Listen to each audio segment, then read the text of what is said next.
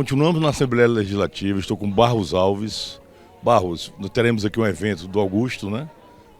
Acredito, falando sobre jornalismo no momento atual. E você é jornalista há muitos anos, né? O que é que você pode falar inicialmente dessa palestra? Essa palestra foi uma iniciativa muito importante que foi formulada num grupo que criamos recentemente sob a liderança do ex-governador Gonzaga Mota, chamado Mais Democracia. E a doutora Mayra, ela teve uma ação importante no sentido de ter a ideia de trazer para essa palestra o Augusto Nunes. Deu todo o suporte, ela é uma pessoa muito bem relacionada e isto está ensejando aqui hoje tenhamos essa importante palestra, não tenho dúvida de que é muito importante, não apenas para nós que estamos aqui, mas para todo o povo cearense, que certamente vai ter conhecimento das posições do Augusto, ou reforçá-las, né? Porque o Augusto participa há muito tempo dos meios de comunicação, já foi diretor de revistas importantes do país, como a Veja, já foi diretor de jornais importantes, do Zero Hora, do Jornal do Brasil. E agora ele faz o seu exercício jornalístico no Oeste Sem Filtro, né? Legal.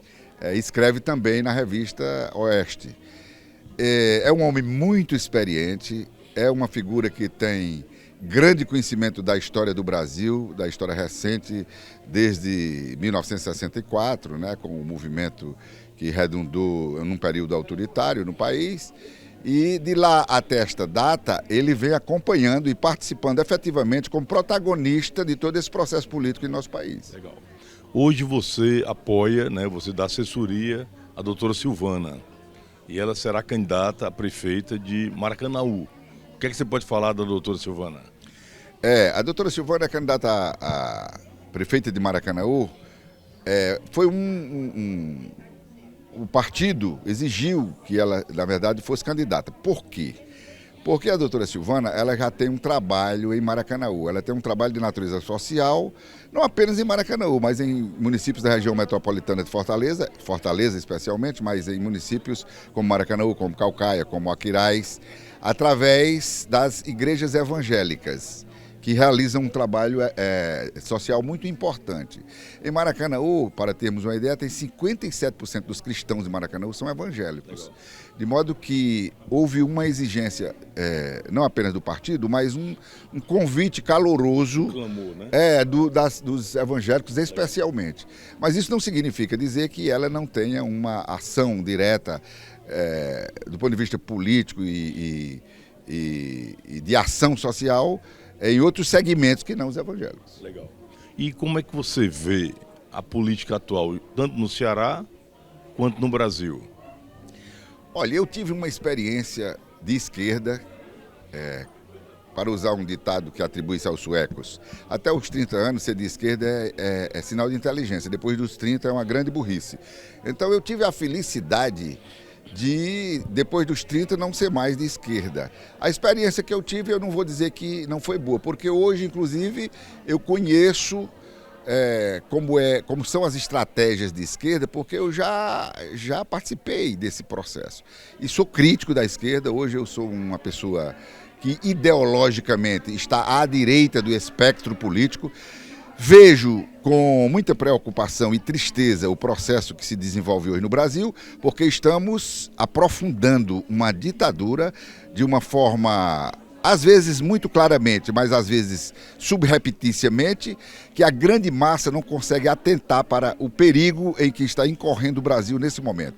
Nós estamos marchando, se não houver uma parada nesse tipo de coisa, por instituições, as instituições estão frágeis, mas se não houver uma parada nesse tipo de processo, nós vamos mergulhar numa das piores ditaduras que o Brasil já teve. Esperamos que não aconteça isso, né? Eu sou um defensor total da democracia. Eu defendo os 3 poderes no Brasil independentes. Acho muito importante um Supremo Tribunal Federal forte, um Congresso forte e um Executivo forte.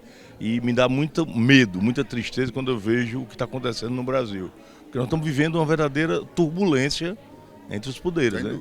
Parece que eles querem mostrar quem manda mais, né? É verdade.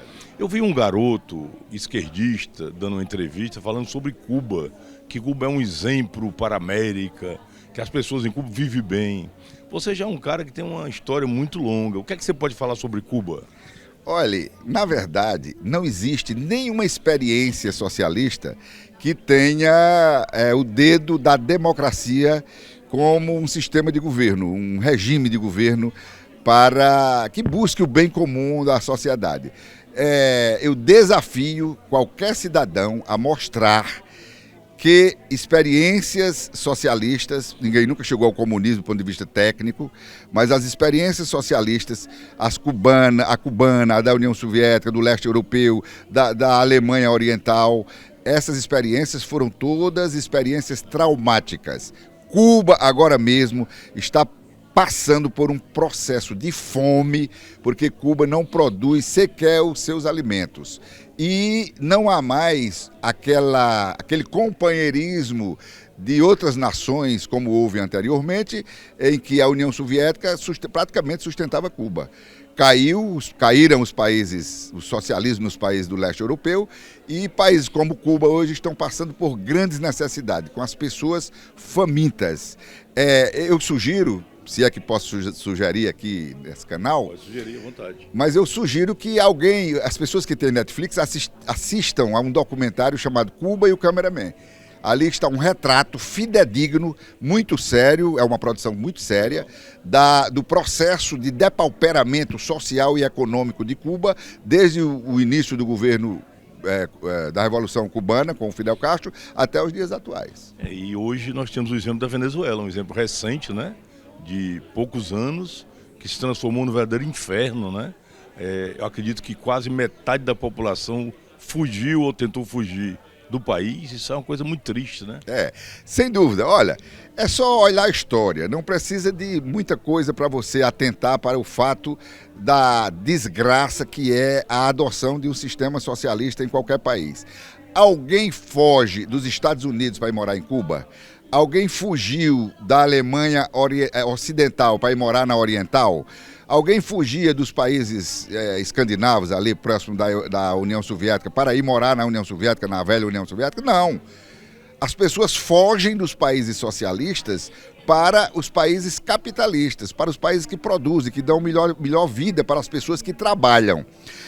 Os países socialistas, eles têm cúpulas, as inteligências e os dominantes, que na verdade são os ditadores, que tiram o benefício de tudo que o país produz. O povo vive na miséria, é o caso que está acontecendo na Venezuela agora. Ninguém quer sair dos países periféricos aqui da América Latina, por mais pobres que sejam, para ir morar na Venezuela. As pessoas estão fugindo da Venezuela para outros países, inclusive aqui para o nosso Brasil. Então você que está assistindo, ninguém está querendo ensinar nada para ninguém, não. A realidade já existe. Liberdade é a coisa mais importante para o ser humano. O ser humano tem que ter casa, alimentação e saúde e liberdade. Não é verdade? É verdade. Dignidade, sobretudo. O trabalho remunerado, você ter a possibilidade de ser um self-made man, de crescer por si próprio, sem precisar de que o Estado seja o seu patrocinador. Porque o Estado, na verdade, ele patrocina esmolas. As tais bolsas esmolas. O Estado nunca dá uma dignidade plena ao cidadão. O cidadão tem que ter essa liberdade pessoal, individual. Isso é pré-requisito para a democracia. De modo que o sistema socialista, pior do que todos, domina o Estado, mas o Estado não proporciona essa liberdade, nem esse bem-estar que a boa política preconiza para o cidadão. Legal. Desejo sucesso para você. Desejo sucesso para o Brasil. Obrigado. Eu acredito que o Brasil vai vencer e vamos em frente, vai dar certo. Somente nosso repúdio nas redes sociais já não basta. É preciso uma resposta efetiva e o conhecimento é um dos caminhos mais importantes e duradouros para garantir a nossa liberdade e a nossa estabilidade. Neste evento, diversas entidades estão unidas na missão de ajudar a nortear a sociedade cearense na defesa dos valores e princípios conservadores. Juntos, chegaremos nas famílias, nas escolas, nas universidades, nas instituições. Esse evento é tão importante, senador Girão, que conseguiu reunir aqui as lideranças mais importantes do estado do Ceará. É uma honra ter vocês aqui conosco. Nós não vamos nos dividir, é por isso que nós estamos todos juntos aqui. Ser entrevistada por um dos maiores jornalistas do Brasil, quiçá do mundo. E é para ouvir esse jornalista que também trouxe um presente para o Brasil. Muitos aqui já assistiram o nosso documentário Missão Manaus, que conta a proposta é contar a verdadeira história da pandemia, do qual nós fomos protagonistas. E a gente tem como participante do Missão Manaus também o Augusto, né, confirmando a verdade sobre o que de fato aconteceu na pandemia. Então, uma honra, Augusto, para nós cearenses. Vocês não imaginam a simplicidade e o carinho desse homem, né? Eu dizia assim, vamos convidar o Augusto para ele ser o primeiro membro do projeto que a gente vai fazer com todas as entidades da sociedade, para a gente levar conhecimento. Comentei isso com o senador Girão. E ele aceitou sem nenhuma dificuldade. Ainda passou pelo sacrifício de viajar na cadeira do meio, com as pernas apertadas. Peço desculpas, mas receba Augusto do Ceará o carinho, a acolhida. Ele prometeu que vai voltar mais vezes. Na próxima a gente vai para a praia. Dessa vez não vai dar tempo. Mas a gente quer ouvir o bate-papo com Augusto. Sou fã de carteirinha, sou assinante da Revista Oeste por causa dele. Aconselho a todos os brasileiros a apoiarem todos os movimentos sociais hoje, principalmente de acesso à informação de qualidade verdadeira, e a Oeste hoje é esse canal verdadeiro no Brasil. Então assinem a Revista Oeste. E para quem quiser algo melhor ainda, faça um curso do Augusto, é gratuito. Tem aula amanhã e aula domingo, às 20h30, não é isso, Augusto? Tenho aprendido muito sobre a história do Brasil.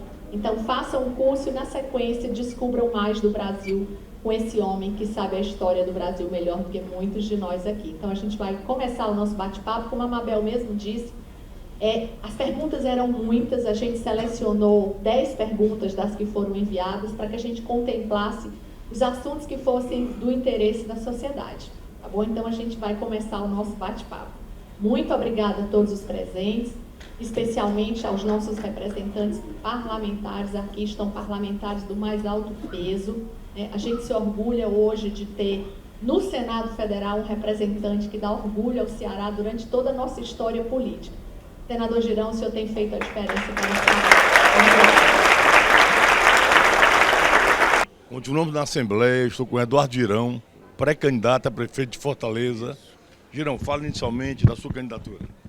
Olha, em primeiro lugar, eu sou cearense, de Fortaleza, comecei aqui desde pequeno a estudar, a empreender, a gerar emprego, a formar famílias, e também entrei na área de gestão. A minha linha da vida sempre foi gestão, e gestão na área, tanto na área de social, ajudando a criar ONGs que beneficiam desde criança até idosos, ajudando também na parte cultural com filmes e teatro que nós produzimos, gestão esportiva com o Fortaleza Esporte Clube. Então a minha vida inteira foi gestão, e eu acredito, do jeito que eu estou vendo a cidade. Há 4 anos eu vou em todos os bairros, porque a gente vai fiscalizar cada centavo das emendas parlamentares que vêm para Fortaleza do nosso mandato.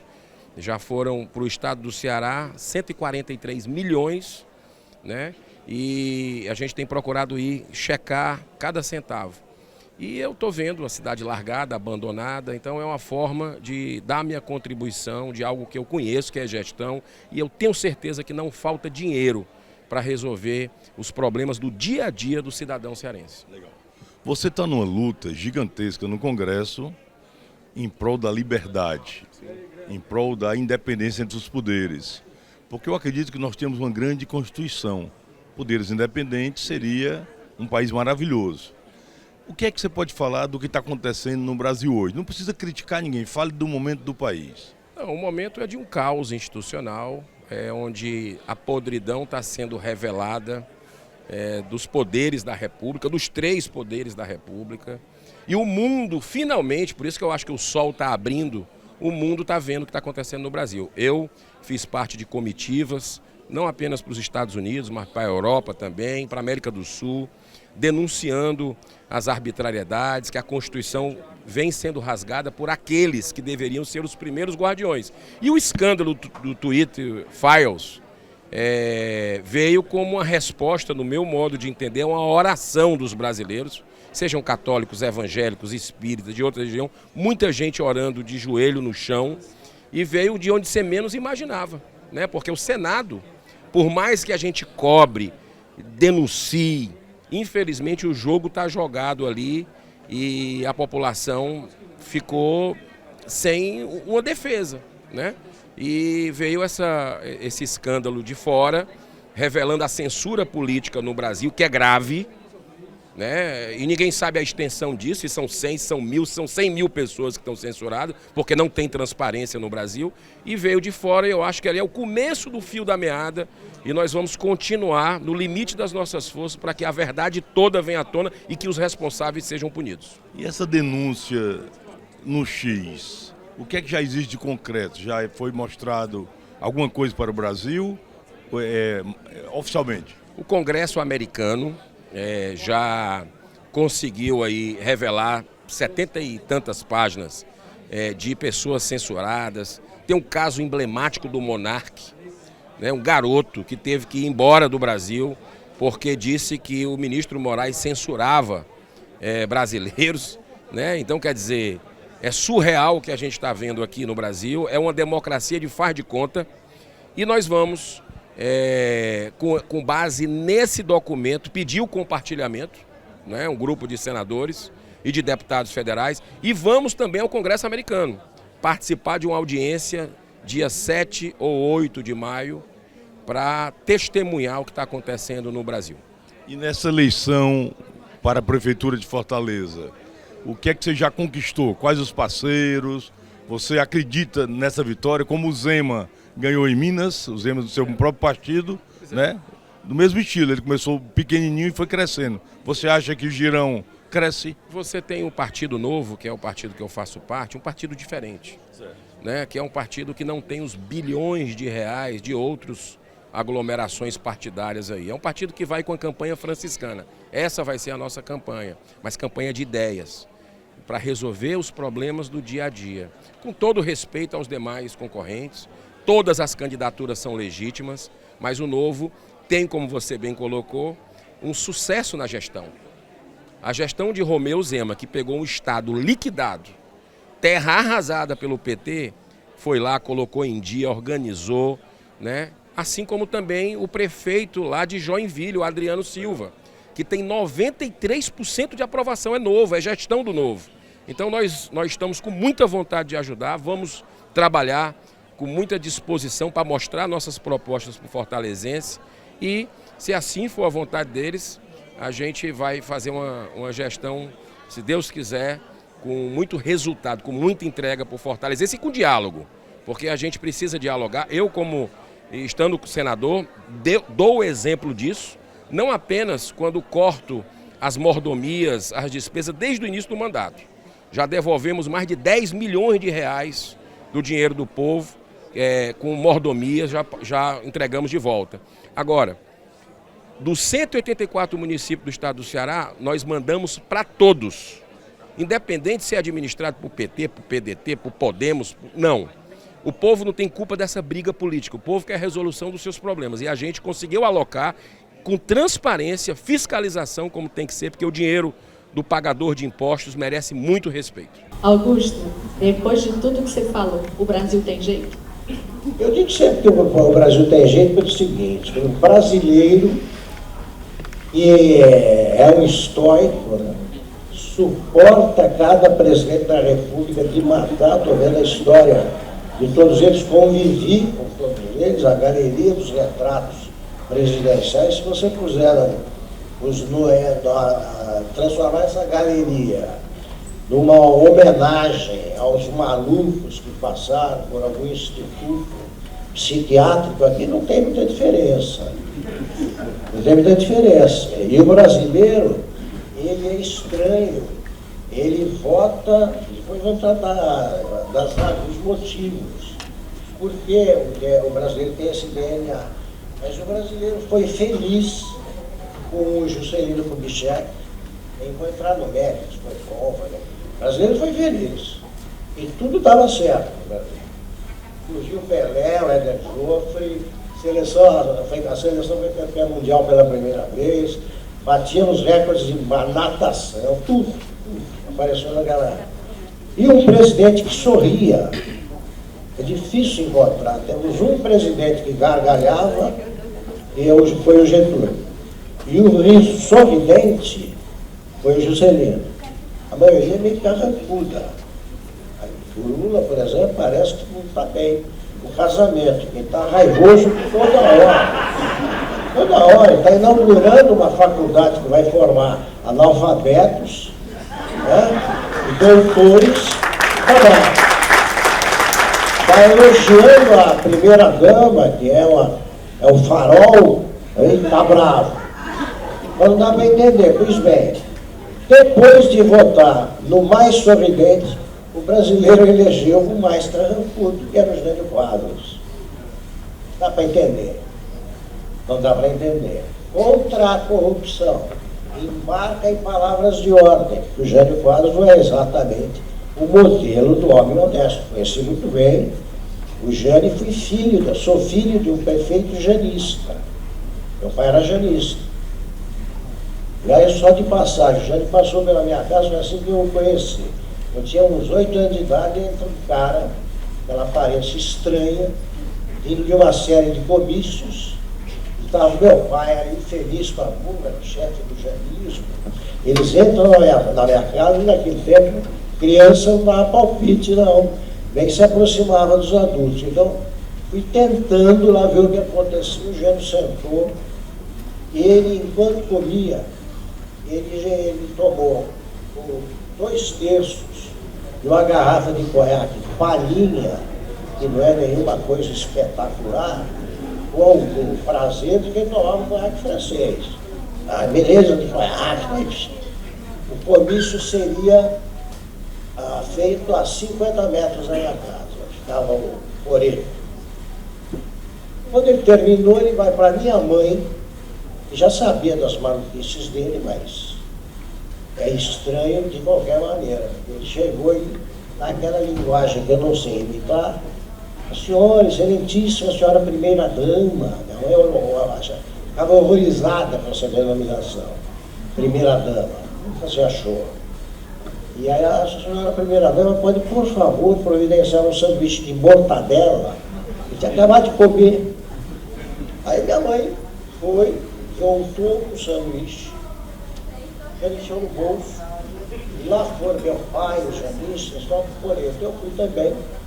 Fiquei na frente, vendo no palanque a chegada da trupe.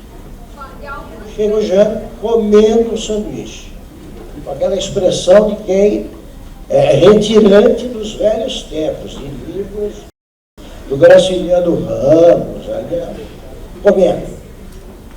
E aí a multidão vibrando. Quando terminou o comício, para encurtar a história, já tinha ido para a minha casa, estava com a minha mãe, meu pai tinha se despedido do Jânio, chegou e eu escrevi isso outro dia numa crônica. O meu pai falou assim, esse cara aí vai ser presidente. E minha mãe falou, mas é maluco. E os dois estavam certos.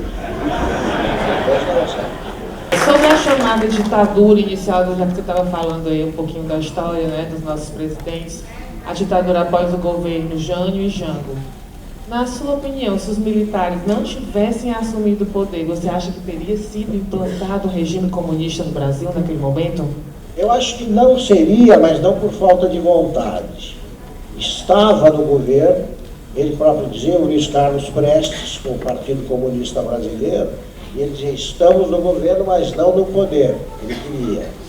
Mas eu não acho que o Brasil tem uma maioria desejando o comunismo. E os dois lados, em 64, correram para dar um golpe que se tornou inevitável quando o João Goulart restabeleceu o regime presidencialista. Ali você dividiu o país ao meio, os dois lados tinham força popular, o lado que venceu tinha mais, Como é que se percebia isso? Pelo velho critério, por pesquisa. Eu sou um descrente quanto a pesquisas. É mobilização popular. Aquela marcha com Deus, a Marcha da Família com Deus pela Liberdade, foi uma manifestação grandiosa em São Paulo. Da mesma forma que foi grande também o comício de 13 de março, em frente ao Ministério da Guerra, na Avenida Presidente Vargas, né, do Rio de Janeiro. O que decidiu foi o Exército. Mas o Exército, àquela altura, já era legalista. E o Jango estava querendo dar o autogolpe. Então ali todo mundo sabia que seria implantado um regime de exceção. O problema é que os militares, que eram legalistas, o Castelo Branco era democrata. Eles prometeram manter a eleição de 1965.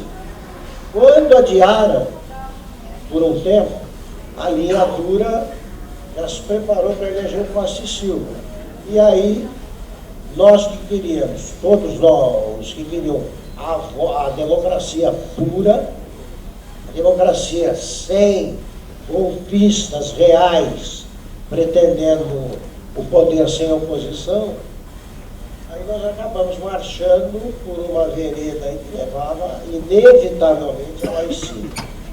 Nós tivemos, de fato, 10 anos de censura e ditadura. Tivemos tortura? Tivemos. Tivemos assassinatos do outro lado? Também. Houve uma guerra. Houve uma guerra. Isso no Brasil não é natural. O brasileiro ele prefere contar quantas tropas tem o general, quantas tem o outro, assim ganhou. Por isso é que tem a famosa batalha de Itararé aqui no Morro. A turma do Getúlio vinha subindo do sul, quando as tropas se encontraram, o outro lado vai ganhar. Vamos ficar dando tiro aqui para quê? Da mesma forma, em 64, as tropas se encontraram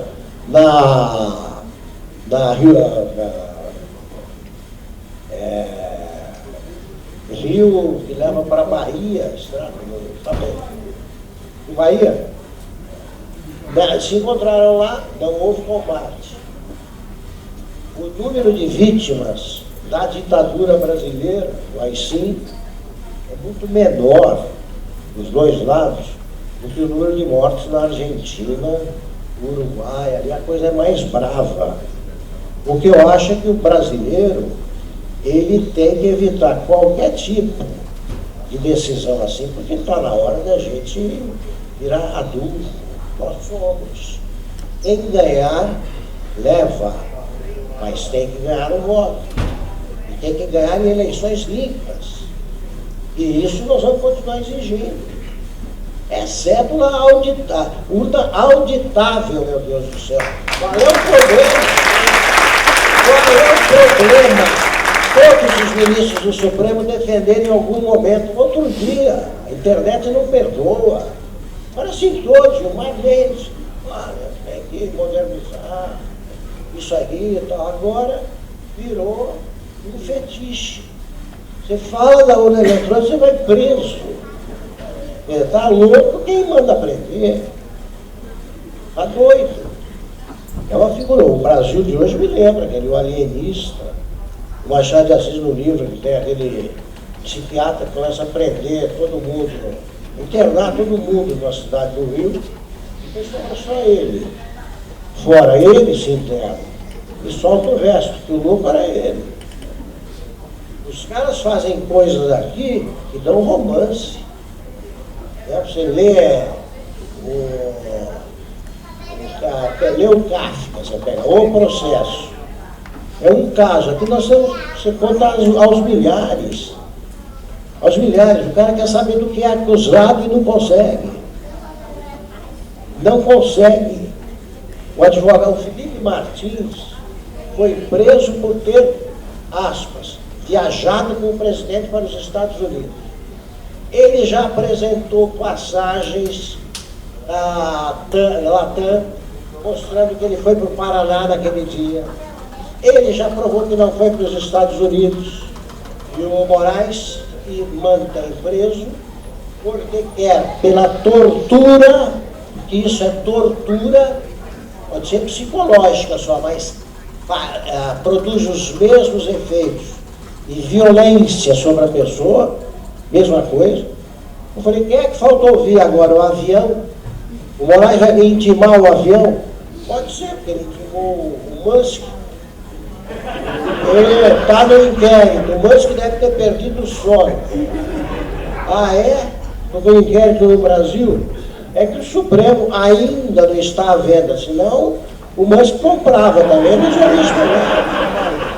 Aliás, foi o que o Musk fez com o Twitter americano. O Twitter americano cortou a conta dele lá, comprou. Fez uma proposta daquela de ações. Não foi negociar com a diretoria. Fez os sócios acharem o maior barato, porque com aquele preço, troca logo o que quer censurar. Tiraram o censor, o Musk, quem sabe, né? Vai ver o Supremo inventa uma lei aí também se põe à venda. O nosso problema está resolvido. O Musk compra e deporta lá para qualquer país africano que ainda não sabe o que é democracia ou para Cuba. É isso. É possível dizer... Falo muito, né? Vocês podem... Mas a gente gosta, é uma aula, não é? Augusto, é possível dizer qual é o maior abuso do STF até hoje? O maior abuso foi ter achado que é possível, mudando o nome para o inglês, descobrir o que é verdade e o que é fake news e transformar isso num truque para dizer que só um lado mente. Porque nenhum eleitor do Lula, foi punido. Tem ninguém que mente. É o Lula inclusive, não mente mais. É a alma viva mais pura do mundo.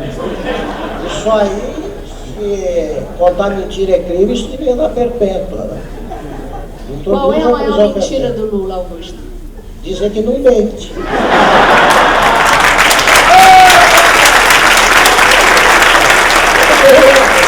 O Lula começa a contar a história dele. Eu, se eu pudesse, baixava um decreto para prender quem mente. Eu falei, não. Agora é longe demais. É longe demais. Ele disse que não mente. Que não mente. Então, essa é a maior. É a maior. Se você for contar para... Vai contando mostrando as mentiras confessadas, assim dizia, quando eu ia para o exterior, tem que perguntar do Brasil, inventava um Lula, não sabe mesmo. E aí, aquela história de número de mortos por fome, etc, etc. Aí a mentira entre esse pessoal do PT é contagiosa, né? A doutora Mayra que deve saber. Porque tantos anos depois vai a Marina Silva homenageada como uma das mulheres mais influentes do mundo. As revistas aí devem ser presas. Ela vai dizer que tem 130 milhões de brasileiros famintos. Como é que pode? O Lula, ao mesmo tempo que o Lula disse que acabou com a pobreza, falou. Em seguida, a Dilma disse que tinha acabado com a miséria. Só não tinha conseguido resolver o problema de miseráveis que estavam espalhados, com um licenciamento. Não achava, então não tinha como deixar de ser miserável. Falei, pode passar pela esquina da minha casa que está cheio, se quiser achar. Eles dizem isso, vem a ministra e diz o quê? 130 milhões de famílias. Foi o Bolsonaro que conseguiu isso em 4 anos. Então foi a maior obra da história de qualquer governante, não do governo Bolsonaro. E você conseguir, num país que está se aproximando do primeiro mundo, eu falo em mentira, eu estou vendo aquele discurso, eu tinha que escrever sobre isso. É duro ser jornalista também, independente, né? Tem que tratar esses assuntos. O Alexandre de Moraes, o problema dele é a crase também, ele não acerta uma crase. Eu sei o que ele escreveu por cada crase. Está cheio de crase errada. É de a digital. Ele, ministro, o Supremo não pode cometer erro de português. Eu nunca tinha visto. Ele escreve, olha, ele no Enem não tem chance. Não tem chance. Então eu faço questão de procurar para botar um chato, não. Eu fui lá, enfrentamento AA, centro de enfrentamento AA, desinformação, tal. Eu falei, isso aqui não tem essa grade. Fui lá conferir. É enfrentamento da desinformação. Enfrentamento da, não é A. Aí eu falei, não, se fosse um sujeito que não fez na escola, ou não é obrigado a escrever tanto, ele tem que escrever. Se fosse o Lula, tudo bem. Não, fala menos, falava, alguém corrigiu, ele aprendeu. Mas tudo bem, agora, ministro não. Ministro eu pego e fico falando. E aí eu vou ver agora, esse centro nasceu de um programa de enfrentamento à desinformação e pronto, foi ele. Há 2 anos já existe isso, a gente nem sabia, eu soube hoje, eu estou escrevendo sobre isso. Então foi ele. Embora não fosse ele o presidente do TSE. E outra coisa, até pergunto para os nossos deputados aqui, quem souber vai me ajudar, e para o nosso senador.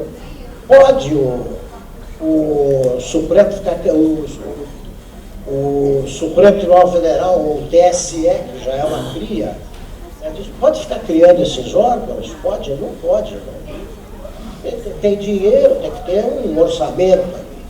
Criaram isso aí, esse nenhum exagero, é a Gestapo do Supremo. Para combater o quê? Desinformação? Não, a gente. Nós fomos demitidos da Jovem Pan porque o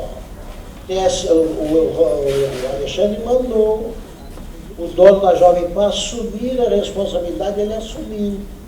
Coisa que só ficamos sabendo graças ao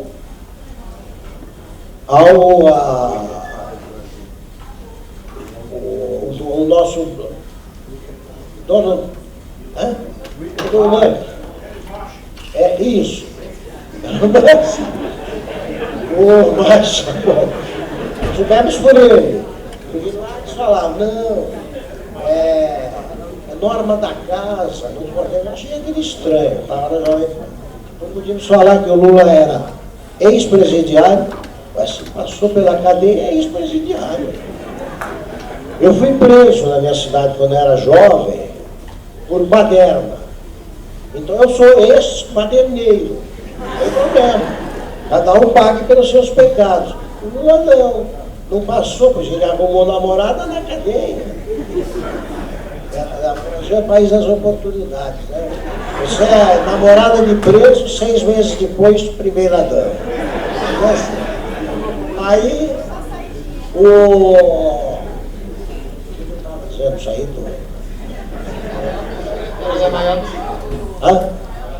mas isso aí, eles ficam criando, na Jovem Pan, não podia falar que era ex-presidiário, não podia dizer que era amigo de ditadores, não podia. Não podia dizer mais isso. Foram 5 palavras que o Tribunal Superior Eleitoral, especificando, o Alexandre, é tão cínico, ele fez um comercialzinho em que uma moça falava que ele não tinha censurado nada, não, em rádio nenhuma. E a Jovem Pan subiu e insinuava que era com eles, mas publicamente dizia que era norma da casa. Aí eu não tive dúvida. Eu falei para o produtor do programa lá, o Rico dos Is. Eu falei, olha, eu preciso falar isso aqui, vamos contar. Falar essas 5 coisas proibidas durava 9 segundos. Eu falei para o produtor, não tira do ar 9 segundos, deixa eu falar. Assim. Aí falei, então o Superior Tribunal Eleitoral diz que pode. Então tá, o Lula é ex-presidiário, ladrão, não sei o que, amigo de ditador, eu pá. Acabou. No dia seguinte eu nem fui trabalhar. Augusto, você estava há pouco tempo falando sobre a tripartição dos poderes, né? Cada um fizesse o que é para fazer, a gente não teria problemas. Se o Legislativo está aí para legislar e se cabe ao Senado coibir os abusos do STF, do que e por que os senadores, com exceção do nosso Eduardo Girão, de que eles têm medo? Porque o povo brasileiro não vota, não, o povo brasileiro não votou em número necessário em senadores como o senador Girão, por exemplo.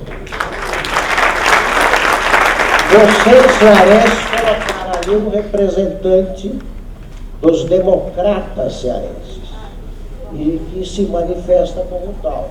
Ganhamos a eleição, mas era só uma vaga por estado.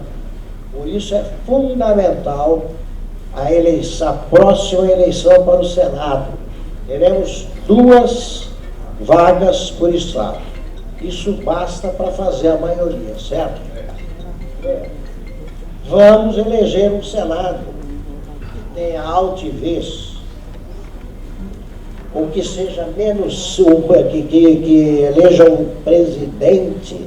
É falta de coragem ou é falta de altivez apenas? É tudo.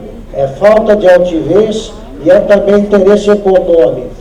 O escritório dele tem uma causa no Supremo e que ele representa as empresas responsáveis pela tragédia de Mariana.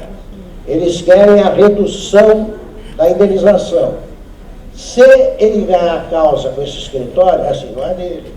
Está o nome dele, está o nome da mãe, da irmã, da mulher, mas não é dele.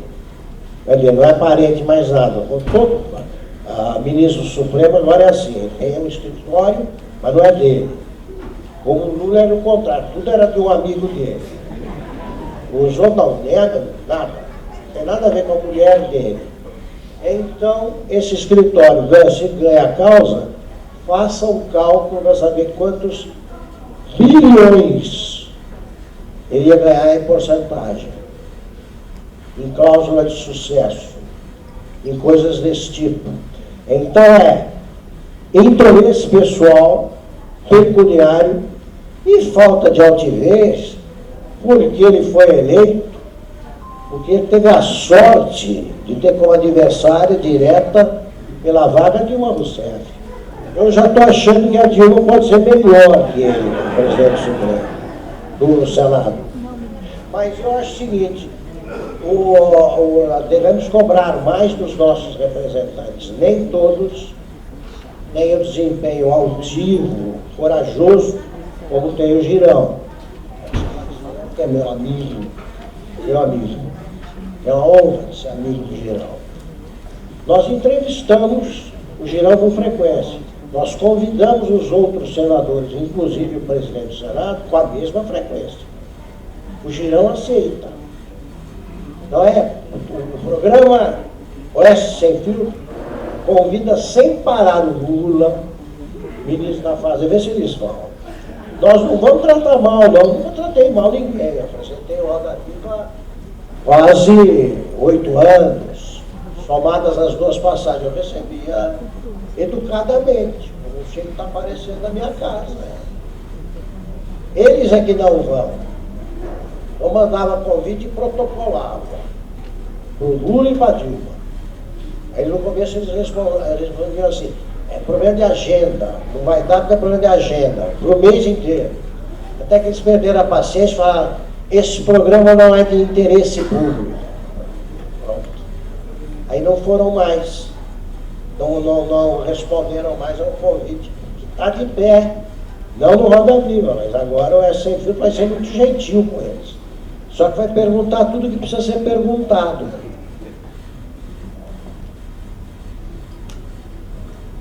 Agora a gente está se aproximando do final e ele disse na aula dele que a gente tem que saber da intimidade das pessoas sem ser invasivo. Então, como boa aluna e sem ser invasiva, Eu queria saber quem é o Augusto Nunes, e acho que todo mundo quer saber. Quem é o Augusto na intimidade? Eu conto. Acabei de contar que eu fui preso por arruaça. Não era a baderna, a arruaça. Eu gosto de contar o seguinte, que eu fui estudante de Direito no Rio de Janeiro. Eu caí no Rio de Janeiro. Eu saí de uma cidade, nasci, uma cidade que tinha, quando eu saí, 10 mil habitantes, no interior de São Paulo, Taquaritinga. E, como eu queria fazer diplomacia, sem querer de cursar o Instituto Rio Branco, eu fui para a Faculdade Nacional de Direito. Fiz vestibular na Nacional, porque todo paulista vai tentar São Francisco, ou alguma faculdade lá do estado. E eu fui para o Rio.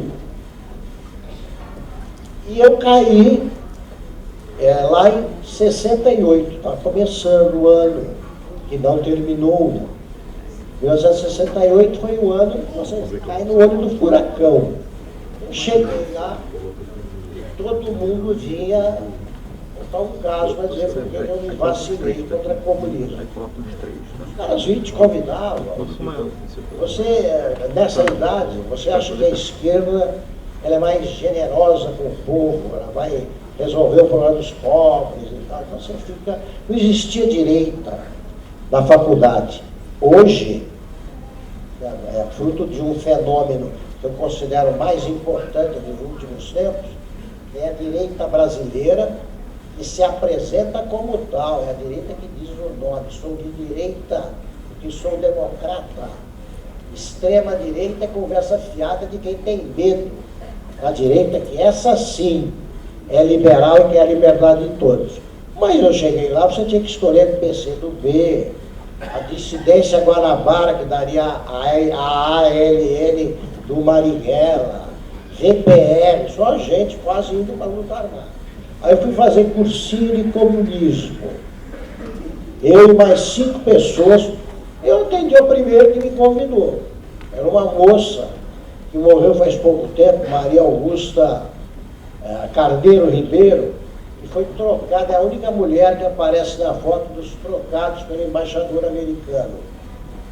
Maria Augusta, ela era monitora do grupo, e foi diminuindo, eram uns 8, foi diminuindo pelo seguinte, pelo que me afligia. A única vantagem que eu tenho, voltando para Taquaritinga nas férias, é estar bronzeado do Rio de Janeiro. Agora a reunião era domingo, os outros dias eu tinha aula, então não podia ir para a praia, estando no Rio. Isso foi incomodando. E me dava aqueles livros para ler, o Capital. Ninguém leu o Capital, nem o autor, nem o Capital. É uma coisa infernal. O Nelson Rodrigues, que é um cara muito inteligente, ele estava muito doente, um repórter foi entrevistar e disse assim, falou, qual seria o teu último desejo se você morresse? O repórter é pouco gentil, né? Porque o Nelson Rodrigues estava doente mesmo. Aí o Nelson Rodrigues falou assim, você publica? Se eu falar, você publica? Publico, então anota aí. Mas que besta quadrada é o Carlos Marx, ele falou. Escrito autor do Capital, do marxismo, pai do marxismo. Por isso que eu uso a expressão que besta quadrada, para mim define perfeitamente o idiota. Idiota. Uso no programa. Pois bem, eu estou lá fazendo cursinho de comunismo, termina da seguinte maneira. Olha, agora, Maria Augusta, não contem para ninguém que vocês são comunistas. Como? Ela falou, o povo brasileiro não está preparado ainda para saber. Ah, bom. Eu sei qual é o caminho da salvação e não posso contar. Não deve ser muito bom. Aí os caras começavam com a seguinte pressão, pô, você é covarde. O negócio é luta armada, pressão mesmo. Eu tinha 18 anos, 19. E virei vice-presidente do centro acadêmico. Sempre gostei de política. Meu pai foi prefeito 4 vezes, meu irmão 2, eu gostava. Fui presidente do centro, me meto nisso sempre. E chegava, tem que participar de uma ação. A ação era alguma coisa armada. Eu falei, tá bom. Fui para tal ação, tinha um americano milionário, Nelson Rockefeller, visitando o Brasil. Ele era o símbolo do capitalismo selvagem. Aí a nossa ação era pegar e atacar uma loja da Sears, e só quem organizou isso aí sabia que era o Nelson Rockefeller, ninguém do povo brasileiro sabia o que representava aquilo, e a gente tinha que depredar. Eu pego um tijolo na praia, a gente ficava com a menina na faculdade como se fosse namorado. Aí o cara gritava o negócio, alguém atravessava a rua do Botafogo, eu ajudei a depredar a Sears. Aquilo ali foi vitrine para tudo quanto é lado. Aí eu saí de lá me achando uma besta quadrada. Mas não é tudo certo. Isso aí que é ação. Mas como luta armada esse negócio? Não, isso é preparação. Preparação. Aí eles falaram que nós tínhamos de garantir com armas, eles chamavam de falação, um discurso chato, agudo, de um cara do PCdoB, numa faculdade de geologia que ficava no centro do Rio. Eu tinha que ir armado. Eu vou para Taquaritinga, peguei um 32, um revólver do meu pai, escondido. Fui para a tal ação que cabia o seguinte, imobilizar o porteiro. Eu entro, ponho a arma na frente do porteiro, era um cara tão gentil. Eu tinha assim, eu tinha uns 60 e poucos anos, eu tinha 18, já vi, podia ser meu avô ali. Eu falei, oh, meu Deus do céu, se a gente pedir por favor, ele serve água pra gente. Então, ele, oh, tudo bem. Então eu fiquei apontando aquela água, e os outros apontando para outro. Fizeram esse discurso, que ninguém prestou atenção, e fomos embora. Eu falei, acabou. A minha experiência revolucionária está encerrada.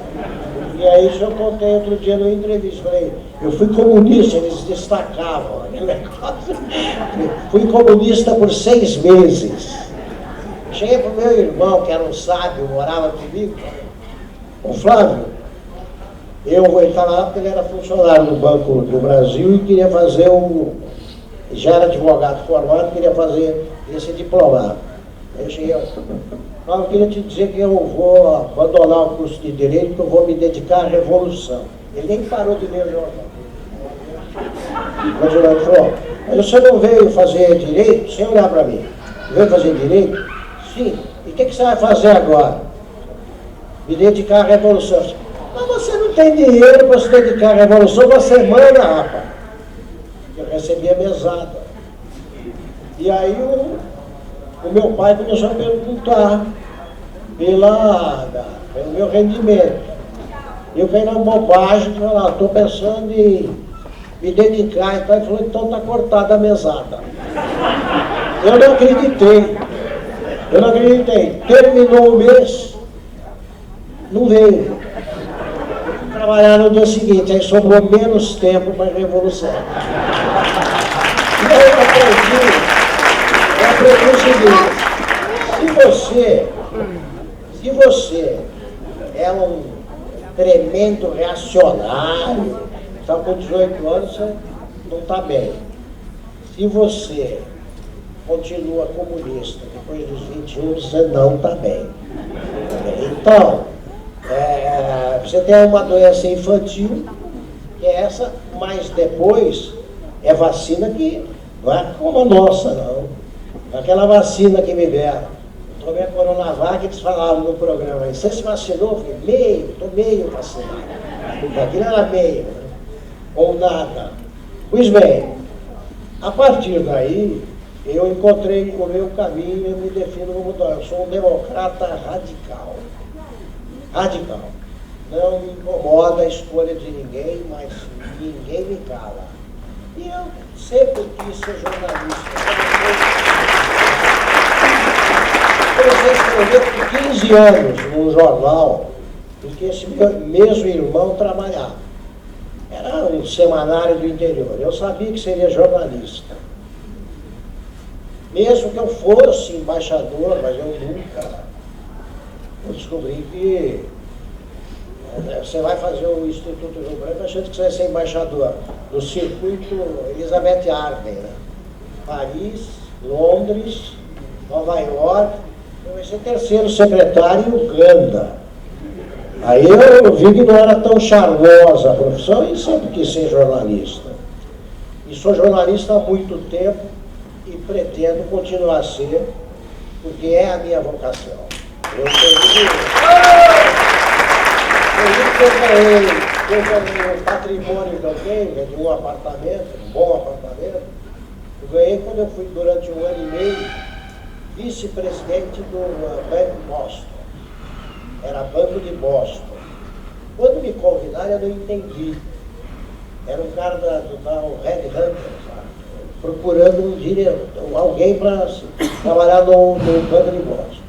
O Henrique Meirelles era o presidente. Eu nem conhecia o Henrique Meirelles. Estava dirigindo a 0 hora, do Rio Grande do Sul. Já tinha dirigido o Estadão, estava dirigindo a 0 hora. Se você diz que quer sair, meu passe passa a valer menos. Se você não conta que você quer sair, todo mundo imagina que o cargo de diretor de redação é o melhor do mundo e não te convida. Eu estava nesse impasse, porque eu já estava há 5 anos lá, quando aparece um cara, que foi Deus que mandou. Eu disse, quer ser banqueiro? Eu falei, como? Eu só conheço gente que assalta banco. Eu, banqueiro? Eu falei, não, é o Banco de Boston. Está precisando de alguém, então, para... Como você, eu falei, olha aqui, honestamente, vocês já viram minha conta bancária? Foram ao Banco Central? O cara falou assim para mim, não, nós sabemos que você não entende de dinheiro. É para ser jornalista, diretor de comunicação.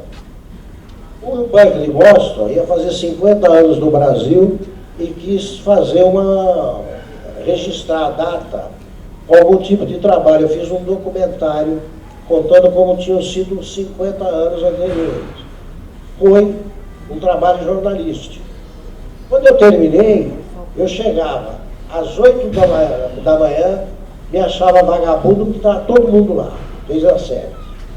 Eu saía às 9 da noite, eles tinham saído às 8 numa boa. E eu me achava vagabundo porque era cedo para jornal. Aí eu resolvi que realmente eu não tinha vocação a banqueiro e voltei a fazer jornalismo. Eu acho que o jornalismo no Brasil hoje é uma profissão triste pelo desempenho da imensa maioria. Você só tem militantes do PT, nas redações que eu chefiei, enquadrei todos. Dizem que eu demiti muita gente, contratei outros tantos. Eu nunca demiti por motivos financeiros. E eu dizia para a pessoa, se você está servindo a 2 senhores, você não vai trabalhar para o jornal, para o leitor. Você vai fazer proselitismo. E demitia. Sem problema nenhum. É porque o jornalista, ele tem de amar a verdade acima de todas as coisas. Não adianta querer brigar com os fatos. Os fatos se impõem. É possível que o Nero, Calígula, tenham sido populares em Roma. Hoje nós sabemos o que eles fizeram. Tudo aparece. Na União Soviética, parecia um paraíso socialista. Sabemos o que aconteceu. A verdade desmaia, mas não morre. E é a isso que nós temos de nos agarrar sempre. Eu digo há muito tempo, e disse no microfone também, quero que o Alexandre de Moraes viva muito, que o Gilmar Mendes viva muito, que todos eles vivam o suficiente para saber, em vida, não ser confrontado com a justiça divina, não, mas com a justiça nossa aqui, para serem confrontados com o que fizeram e para serem devidamente punidos na forma da lei. Eles não se viram.